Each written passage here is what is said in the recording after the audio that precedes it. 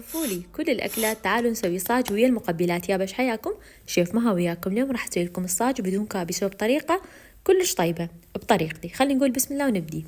بالبداية عندي زيت نزلت عليه بصل مقطعته بهذا الشكل ونطي حمسة خفيفة لحد ما يذبل، واضيف عليه صدور دجاج سالقته ومفلسته بهاي الطريقة.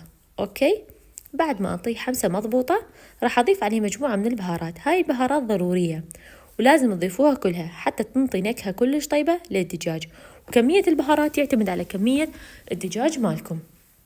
بعد ما ضفت كل البهارات والملح انطيه حمسة خفيفة لحد ما يتغلغل نكهة البهارات بالدجاج. بعدها راح اضيف نص قلاص مي. اضافة المي ضروري حتى صدر الدجاج ما يكون ناشف. بعد ما حمسته بهذا الشكل والمي ما بقى، يعني الدجاج امتص كل المي وصار جوسي بهاي الطريقة، اطفي النار. على صفحة أنا مقلي فينجر جاهز على مود الصاج. أجيب خبز الصاج بهذا الشكل. هنا عندي كاتشب مايونيز خلطتهم سوية ويا شوية ملح، أضيفه على الخبز. بعدها راح أضيف الدجاج والفينجر همينة. طبعا كمية الصلصة اللي تخلوها واي نوع صلصة يعتمد حسب ذوقكم انتو. بعد ما خليت كل شي راح ألفه بهذا الشكل، واليوم راح أسوي لكم إياها بدون كابسة وبنفس الطاوة.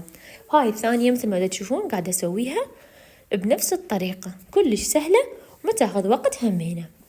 بنفس الطاوة مال الدجاج بدون ما نغسلها أضيف بيها شوية زيت وصفة الصاج بيها اللفات، يعني أحركه بهذا الشكل على نار متوسطة، وانتبهوا كلش يستوي بسرعة. وبالنسبة للمقبلات أنا منزلتهم بالصفحة على شكل فيديوهات مفردة، بالعافية على يسويها. ريد تعليق حلو مثلكم، لايك، متابعة، وباي باي. انتظروني بوصفات جاية.